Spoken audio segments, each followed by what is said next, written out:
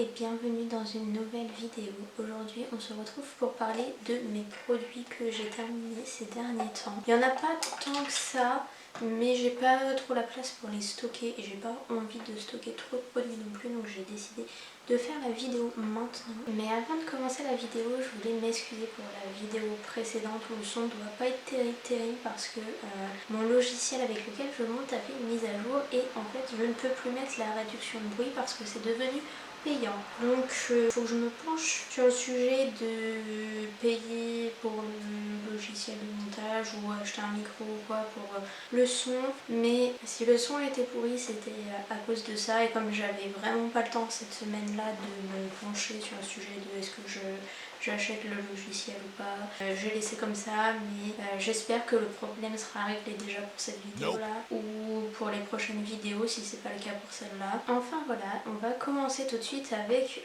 la catégorie, je sais pas comment je vais appeler ça, autres, divers, parce que j'ai terminé mon latex liquide. Donc le latex liquide, je m'en sers principalement pour mes maquillages effets spéciaux, pour faire soit des blessures, soit des prothèses. Et là, j'ai terminé la petite bouteille que j'utilisais dernièrement. Il en reste peut-être un tout petit peu dedans, mais il y avait vraiment plus grand chose et ça sort plus. Et j'aimais bien le système de la bouteille comme ça parce que la pointe est toute fine, donc ça sortait pas trop de produits. Sauf que le problème, c'est que cette bouteille là, vu que tout est coulé en une pièce, c'est pas rechargeable. Donc j'aurais bien aimé que ce soit rechargeable, comme ça j'achetais des gros bidons de latex et je le remplissais au fur et à mesure que j'utilisais. Enfin, des gros bidons, on s'entend, je vais pas acheter non plus 5 litres de latex, je m'en sers pas assez au quotidien pour ça. Mais voilà, j'aurais bien aimé que ce soit rechargeable, sinon le latex qui était dedans il était bien, enfin j'avais rien à dire de spécial dessus. Il donnait pas spécialement plus d'allergie au latex aux personnes que je maquille avec. Et il y a certains grades de latex qui font que ça peut être plus irritant que d'autres. Je sais qu'on en avait un à l'école, on avait changé de marque, c'était pas la même que d'habitude et tout le monde faisait des réactions allergiques avec. Celui-là, j'avais pas eu de réaction allergique et sur les personnes que je maquille avec non plus. Et pour les prothèses, il était plutôt pas mal aussi, ça me permettait d'être assez précise avec le côté un peu biberonnette comme ça avec la petite pointe. Donc voilà, franchement assez bien, je suis contente. Après je vais pas le racheter parce que j'ai acheté déjà un gros bidon de latex pour mes maquillages Halloween. Sinon il était assez bien et je l'ai eu sur Amazon. C'est déjà fini pour cette catégorie, donc maintenant on va passer à la catégorie cheveux. Donc j'ai fini un gel pour les cheveux du coup. Fixation forte, c'est le Studio Line de L'Oréal Paris. Je m'en servais surtout quand j'étais à l'école de maquillage slash coiffure et en prestation quand j'avais des coiffures à faire pour bien plaquer les petits cheveux. Et franchement il était pas mal, enfin il n'est pas très cher et il fixe pas trop mal. Après il fait vite effet carton, mais c'est parce que c'est un fixation forte, donc tous les gels fixation forte en général ils ont tendance à faire un effet carton. Donc voilà, faut juste bien le doser, bien le répartir sur les cheveux. Mais sinon très bien. Ensuite j'ai fini ce produit-ci, donc c'est une crème de soin sans rinçage pour les cheveux ondulés et bouclés de la marque Vita9, donc c'est la marque repère de Leclerc je crois. C'est un produit qui se présente en forme de crème du coup, un peu collante. Et en fait je mettais ça dans mes cheveux pour fixer un peu mes ondulations et mes petites boucles parce que ça se voit pas forcément en vidéo, mais j'ai les cheveux ondulés, un peu bouclés, enfin ça dépend des jours quand ils sont coopératifs ou pas. En vrai je suis un peu mitigée sur ce produit parce que des fois ça fixait bien les boucles et tout, ça faisait des jolies ondulations et parfois ça faisait juste un effet carton, des boucles qui prenaient, d'autres qui prenaient pas. Donc je sais pas si c'est moi qui m'en sers mal parce que j'ai pas l'habitude encore de bien entretenir mes ondulations parce que j'ai quasiment traité mes cheveux comme des cheveux lisses toute ma vie. Donc là j'apprends à récupérer ma texture, etc. Donc peut-être que c'est moi qui sais pas bien m'en servir ou alors je répartis mal le produit sur mes cheveux, enfin je sais pas. Mais de temps en temps le produit faisait un beau résultat, de temps en temps le produit faisait pas un beau résultat. Donc je suis un peu mitigée sur celui-là et j'ai pas vraiment d'avis dessus. C'est tout pour cette catégorie. catégorie et maintenant on va passer aux soins du visage. Tout d'abord j'ai fini ce sérum de la marque Skin House, c'est le Wrinkle Supreme Serum. J'adore ce produit, il est vraiment trop bien. C'est une texture un peu gélifiée qui est rafraîchissante. Il a un peu un effet un tout petit peu collant sur le visage mais ça s'estompe très vite. Il pénètre bien dans la peau, il la laisse rebondie, il hydrate bien, il fait vraiment un effet super lumineux sur la peau donc j'aime beaucoup, je l'ai déjà racheté, il est dans ma salle de bain, je continue à l'utiliser. Et vraiment moi qui ai la peau qui a tendance à se dessécher très vite parce que j'ai pas une très bonne barrière cutanée au niveau de la peau, je fais beaucoup de pertes insensibles en eau au niveau du visage.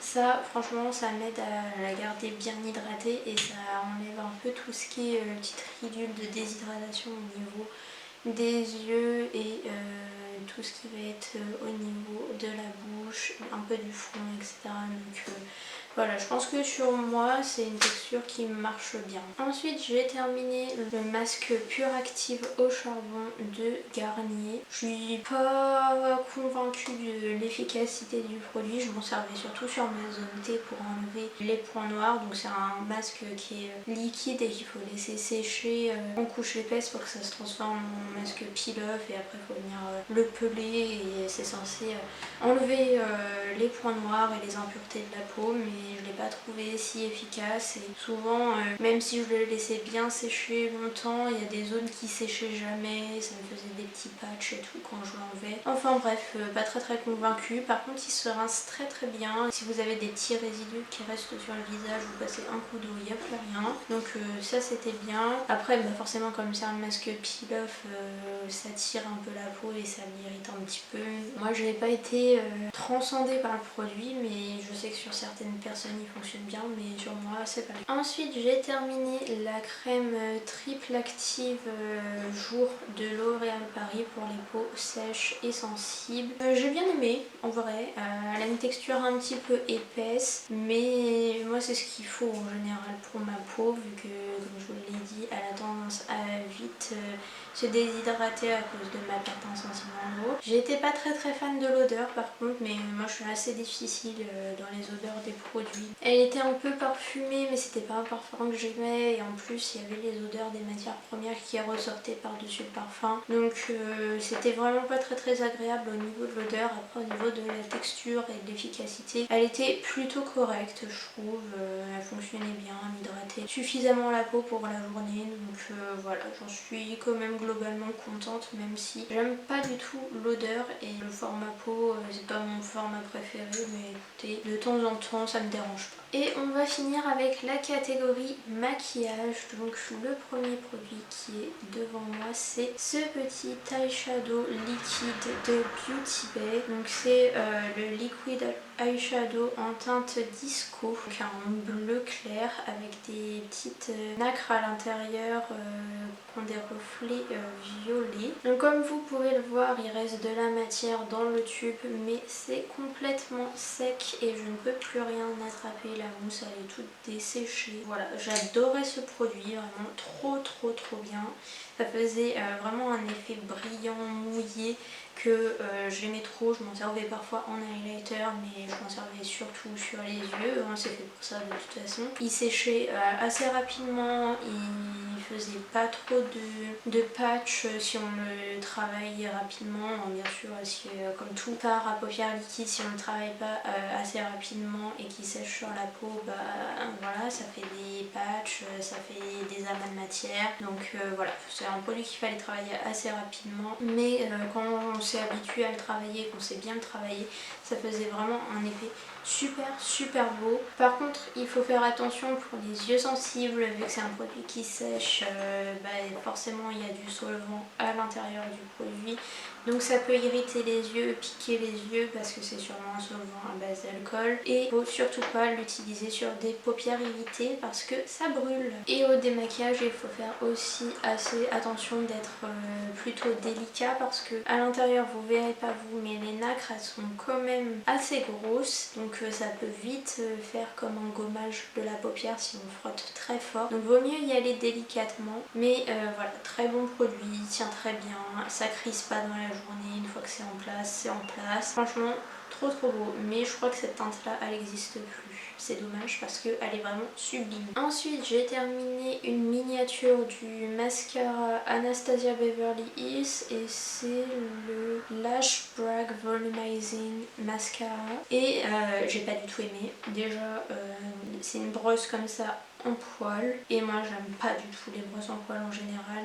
J'ai trouvé que la matière elle était épaisse, qu'elle était sèche, que ça faisait certes un peu de volume mais au final sur mes cils pas tant, ça faisait plus dépaquer qu'autre chose et je trouvais pas l'effet extraordinaire, ça allongeait pas forcément, ça donnait pas spécialement un volume de dingue non plus. Enfin moi sur moi il a toujours fait un espèce d'effet de bouloche par endroit et je trouve ça vraiment pas beau. Enfin moi je suis pas convaincue du tout du produit. Après est-ce que c'est le format miniature qui fait que la brosse elle est tellement énorme que c'est pas adapté au packaging du produit et le produit a juste séché dans le tube et j'ai pas le vrai effet du mascara, je ne sais pas. Pour ce que j'en ai testé, je l'ai pas du tout aimé. Ensuite j'ai terminé le Lash Sensationnel de Maybelline en version waterproof et ça va, je l'aime bien ce mascara, c'est pas mon préféré mais je l'aime bien quand même. Après moi je suis plus team mascara pas waterproof que mascara waterproof, je préfère souvent les finis des mascaras qui sont pas waterproof. Je trouve que en version résistant à l'eau, il n'a pas le même effet que la version pas résistante à l'eau. Lui, il va plus apporter de la longueur et moins de volume que sa version non waterproof. Mais après j'ai un doublon de ce mascara pour mon kit make-up et mes mariées elles l'aiment beaucoup parce que ça fait des cils assez longs et fins et ça fait pas trop d'effet de volume et de paquet et en général c'est ce qu'elles aiment. Elles veulent des maquillages très naturels pour la plupart, donc ce genre d'effet là pour le maquillage marié en général ça fonctionne très bien. Mes mariées l'aiment beaucoup, moi je l'aime un peu moins parce que j'aime bien que ça fasse et de la longueur et du volume. J'aime bien avoir les racines des cils qui sont un peu plus chargées. Avec celui-là, je trouve que ça charge pas tant les cils. Je l'aime bien mais sans plus. Et le dernier produit que j'ai terminé, c'est un mascara rose Yves Saint Laurent qui est un peu nacré.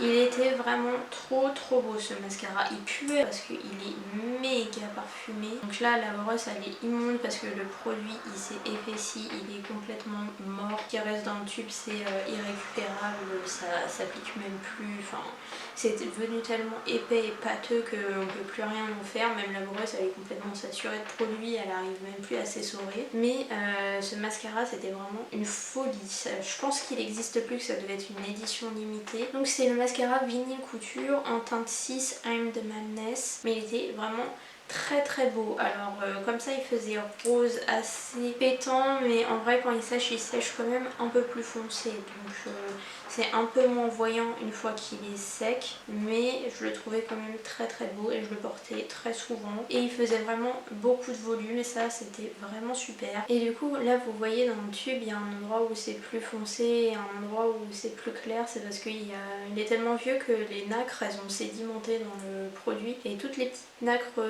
à reflets violets là, elles sont toutes entassées là et là t'as de la matière de mascara qui est restée collée le long du tube mais toutes les nacres elles ont atterri au fond. De toute façon les mascaras Yves Saint Laurent en général ils sont très bons, ils sont très chers mais ils sont assez bons. Moi le seul truc qui me dérange avec les mascaras de luxe comme ça c'est qu'ils soient parfumés mais très parfumé. Pour vous dire, ce mascara là je le mettais sur mes cils même sec, je le sentais toute la journée le parfum. Mais quand je vous dis toute la journée, c'est toute la journée, genre je pouvais mettre mon parfum habituel sur moi, je sentais que le parfum du mascara. Même si normalement ton nez il est censé s'habituer au fur et à mesure de la journée à l'odeur que tu portes, je peux vous dire que ça je m'y habituais pas et vraiment parfois ça pouvait être entêtant. Si vous êtes un peu sensible à tout ce qui est odeur, je vous conseille pas trop de tourner vers des mascaras de luxe. Après peut-être que maintenant ils dosent un peu moins le parfum, mais cette version là a été ultra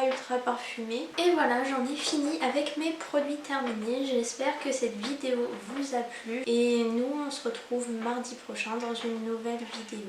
Si vous voulez, en attendant, on peut se retrouver sur les réseaux sociaux, donc Instagram et TikTok. Les liens sont dans la barre de description comme d'habitude. Et moi je vous dis à bientôt, des bisous!